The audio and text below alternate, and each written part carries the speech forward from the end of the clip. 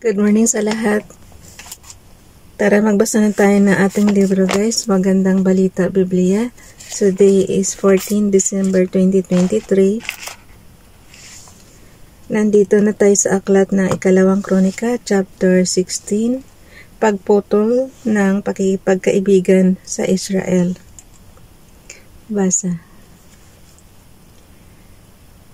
Ikalawang Kronika, chapter 16, verse 1, ng ika-36 na taon ng paghahari ni Asa, nilusob ni Haring Baasa ng Israel ang Juda. Ano man sila, oy, magkakamag-anak man mga yan, tapos nagigirahan sila. Okay, pinalibutan niya ng pader ang Rama upang walang makaalis o kaya makapunta kay Asa sa Juda. Verse 2, dahil dito nakipag-ugnay si Asa kay Ben-Hadad na hari ng Syria at nakatira sa Damasco. Nagpadala siya ng pilak at ginto na kinuha niya sa kabangyaman ng templo ni Yahweh at sa kanyang palasyo. Ganito ang sinabi niya. Verse 3, pinadadalhan kita ng pilak at ginto, ibig kong magtulungan tayo tulad ng ginawa ng ating mga magulang. Sirain mo na ang kasunduan ninyo ni Baasa na hari ng Israel upang hindi na niya ako guluhin. Verse 4, sumang-ayon naman si Ben-Hadad at pinasalakay niya ang mga pinuno ng kanyang hukbo sa mga lungsod ng Israel. Napasok ng mga ito ang Aijon, Dan, Abel-Maim at ang mga lungsod imbakan sa Naphtali. Verse 5, nang mabalitaan ito ni Baasa, ipinatigil niya ang pagpapadir sa Rama. Verse 6, dahil dito tinawag ni Haring Asa ang mga taga-Juda at ipinahakot ang lahat ng bato at kahoy na naiwan sa itinatayong pader at ginamit niya ang mga ito sa pagpapader sa Giba at Mizpa. Si Propeta Hanani, Ikalawang Kronika, chapter 16, verse 7, nagpunta noon kay Asa si Hanani na isang propeta at sinabi, dahil nagtiwala ka sa hari ng Syria sa halip na kay Yahweh, na iyong Diyos, natakasan ka ng hukbo ng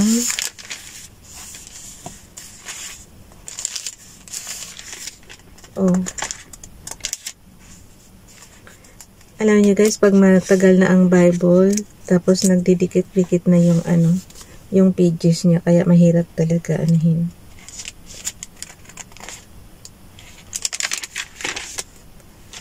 Okay. Ulitin ko lang yung verse 7 ha. Si Propeta Hanani. Verse 7, nagpunta noon kay Asa si Hanani na isang propeta at sinabi, dahil nagtiwala ka sa hari ng Syria sa halip na kay Yahweh na iyong Diyos, natakasan ka ng hukbo ng hari ng Syria. Verse 8, mas malaki ang mga hukbo ng mga taga-Ethiopia at mga taga-Libya. Napakaraming lang karwahe at mga ngabayo, ngunit ibinigay sila sa iyo ni Yahweh sapagkat sa kanya ka nagtiwala. Verse 9, nagmamasid si Yahweh sa buong daigdig upang tumulong sa lahat ng tapat sa kanya. Dahil sa kahangalan mong ito, mula ngayon lagi kang magkakaroon ng digmaan. Verse 10, sa sinabing ito, nagalit si Asa kay Hanani at ito'y ikinadina sa bilangguan. Mula nooy naging malupit si Asa sa mga tao. Ang buod ng kasaysayan ni Asa. Verse 11, lahat ng ginawa ni Asa mula sa simula hanggang wakas ay nakatala sa aklat ng kasaysayan ng mga hari ng Juda at Israel. Verse 12, noong ika-39 na taon ng kanyang paghahari, nagkaroon siya ng malubhang sakit sa paa sa halip na kay Yahweh humingi ng tulong sa mga manggamot siya sa mangguni. Ito na guys ha. Dapat talaga kung may sakit kayo, unahin niyo muna si Father God. Sa kanya muna kayo humingi ng tulong. Wala naman kasing imposible Gagaling kayo. Gagaling kayo basta yung pananampalataya nyo is tunay talaga. Tingnan mo tong si Haring Asa. Ulitin ko yung verse 12. Noong ika-39 na taon ng kanyang paghahari, nagkaroon siya ng malubhang sakit sa paa. Sa halip na kay Yahweh humingi ng tulong sa mga manggagamot siya sa mangguni. Verse 13, namatay siya ng ika-41 taon ng kanyang paghahari. Verse 14, inilibing siya sa lungsod ni David sa isang libingang yungib na ipinasadya niya para sa kanyang sarili. Inilagay siya sa isang kabaong na nilagyan ng lahat ng uri ng pabango bilang pagpaparangal sa kanya. Gumawa ang mga tao ng napakalaking siga. Nandito na tayo sa aklat ng ikalawang Kronika chapter 17, ang paghahari ni Jehoshaphat. Ang humalilik, verse 17, verse 1, ang humalilik kay Asa bilang hari ay ang anak niyang si Jehoshaphat at pinalakas nito ang kanyang paghahari laban sa Israel. Verse 2, naglagay siya ng mga kahoy sa lahat ng mga lungsod na may pader sa Juda at nagtayo ng mga kampo sa buong bansa, pati sa mga lungsod ng Ephraim. Nag-ano siya ng ng mga kampo sa buong bansa, pati sa mga lungsod ng Ephraim na nasakop ng kanyang amang si Asa. Verse 13, pinatnubayan si Jehoshaphat ni Yahweh sapagkat tinularan niya ang mabuting pamumuhay ng kanyang ama. Noong una, hindi siya sumamba sa mga Baal.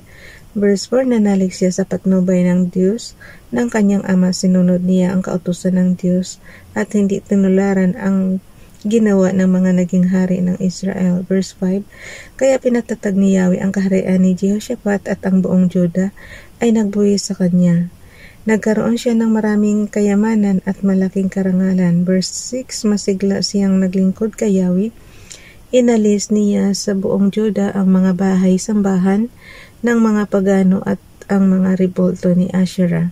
Verse 7, ng ikatlong taon ng kanyang paghahari, inutusan niya ang kanyang mga opisyal na sina Benhayel, Obadiah, Zacarias, Netanel at Mikayas na magturo sa mga lungsod ng Juda. So, pakisabayan niyo ako guys ng basa para maalala natin yung history ng Israel. Kasi ito nangyari ito guys nung panahon pa ng mga anak ni David. Hanggang kaapu-apuhan ito, hanggang sa tuhod na yata ito. Kasi 'di ba si Solomon, tapos yun pagdating kay Solomon, ang dami ng pumalit na mga apo na rin niya. Ang tinatanong ko guys, yung panahon ngayon sa Israel, ano kaya yan? Kaapo-apuhan na rin kaya ni Haring David? Kasi 'di ba ang sabi ni Father God is yung angkan ni David lang talaga ang mamumuno diyan sa Israel. Yung mga anak ni David. So I think yan yung kasi 'di ba matagal na rin yata namumuno yung ngayon sa Israel, yung pinuno ngayon nila diyan. I think rin yan ni Haring David. Kasi hindi naman magtatagal ang isang pinuno kung hindi siya ni Haring David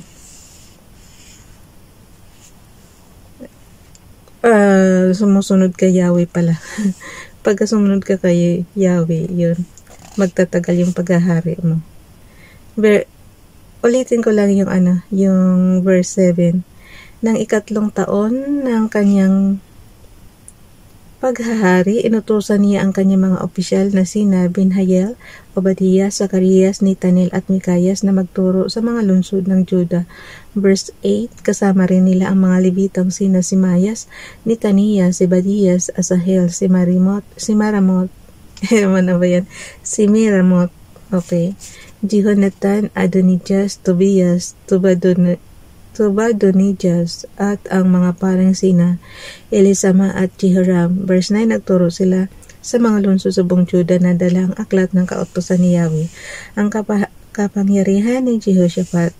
Ikalawang Kronika chapter 17 verse 10, ang mga kaharian sa palibot ng Juda ay pinagharian ng takot kay Yahweh, kaya't hindi nila dinigma si Jehoshaphat. Verse 11, nagpadala sa kanya ng mga pilak ang mga Filisteo bilang buwis. Nagbigay naman ang mga Arabo ng nagbigay naman ang mga Arabo ng 7,700 lalaking tupa. 7,700 7,700 yan guys. 7,700 lalaking tupa at gayon din karaming kambing na lalaki.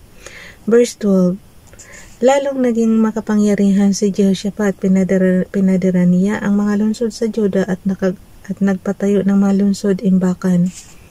Verse 13, napakarami ng kanyang inipong kayamanan sa mga lungsod ng Juda. Naglagay siya ng matatapang na kawal sa Jerusalem.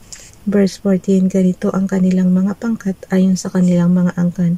Sa lipi ni Juda, 300,000 kawal. Si Adna ang pinakamataas nilang pinuno. Verse 15, pangalawa si Jehohanan na namahala sa pangkat na binabuo ng 280,000. Verse 16, ang pangatlo ay si Amazias na anak ni Zikri na anak na kusang loob na naghandog ng paglilingkod kay Yahweh. Ang pinamahalaan naman niya ay 200,000 matatapang na kawal.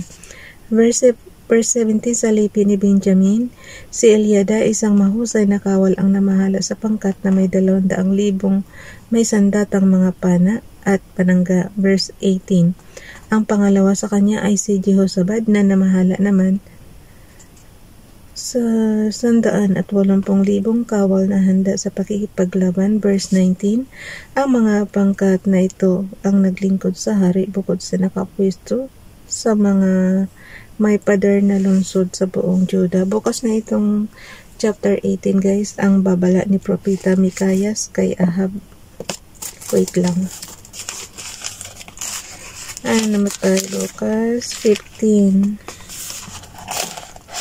Number 15 December 2023.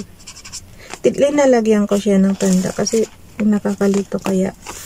Pero sa isang basahan natin, nakakadalawang chapter tayo. Pagka mahaba, isang chapter lang. So hanggang dito na. Bye everyone. God bless.